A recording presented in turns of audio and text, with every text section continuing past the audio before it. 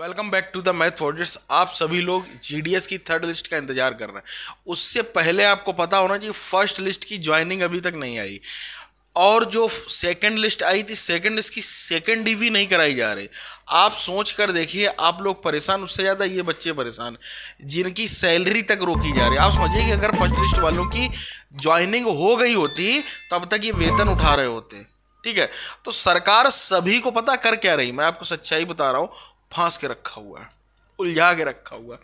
ये बच्चे ना तो बेचारे पढ़ पा रहे हैं कायदे से। अब वो सोच रहे भाई ज्वाइनिंग हो जाए तब उसके बाद हम चीज़ों के रिदम में आ जाएं, सिस्टम में आ जाएं, तो उसके बाद पढ़ाई चालू करें, एक अच्छे तरीके से आगे बढ़े, है ना। किसी की कहीं पोस्टिंग हुई, किसी की दूर हुई है, तो दिक्कतें आती हैं, माइंड सेटअप करने में समय लगता है, और इनका कुछ निश्चित तो है नहीं, है ना।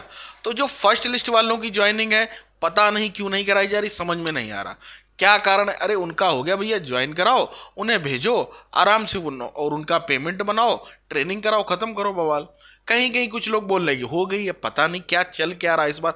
पिछली बार सारा कुछ क्लियर होके रहा था, सब चीजें बड़ा आराम से हुई थी, है ना। सेकंड लिस्ट की अगर हम बात करें तो सेकंड लिस्ट वाले जो सेकंड डीवी का इंतजार करेंगे, भैया सेकंड डीवी तो हो, है ना। ये सब प्रोसेस इतना लेट कर दिया इस बार।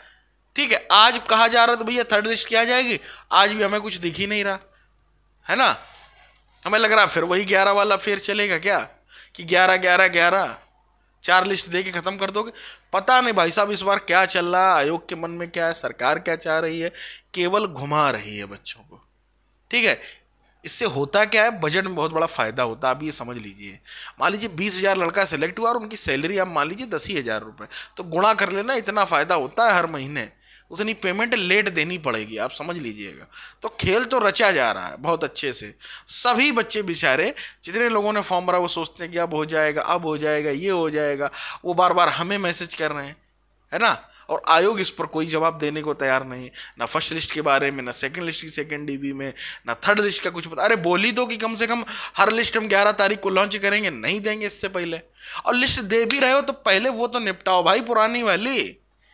आप वही नहीं करा रहे हो, उनकी ट्रेनिंग कराओ, उनको ज्वाइनिंग दो, उनका वेतन क्यों रोक रखा है यार, समझ में नहीं आ रहा भैया सिस्टम क्या है। तो इस पर मुहिम बताइए आप लोग, चलाई जाए, क्या किया जाए, कैसे सरकार तक आवाज पहुंचे, क्योंकि सरकार कहीं ना कहीं सुन नहीं रही है, इस बात को तो आप समझ लीजिए। चाहे कहीं भी किसी भी मुद्दा हो, वो अपनी चला रही, वो चुनाव में व्यस्त है। यूपी में देख लीजिए नगर निकाय चुनाव है, कर्नाटक में चुनाव, हर जगह अपना व्यस्त है। ठीक है, उन्हें इन चीज़ों से, युवा बेरोजगारों से कोई लेना देना नहीं, ये सच्चाई है। तो इस बात को आप समझ लें, जुड़ लें मैथ वॉरियर्स के साथ। मिलते हैं अगले वीडियो में, टिल देन टेक केयर। जैसे ही भाई साहब कोई अपडेट आएगी आप लोगों को सबसे पहले चैनल पर मिलेगी और टेलीग्राम पर भी मिलेगी, इसलिए धैर्य बनाए रख के टेंशन न लें, और आप लोगों का जो भी सपोर्ट हो, जो जिस तरीके से आप चाहें, वो ये चैनल करने के लिए तैयार। मिलते हैं अगले वीडियो।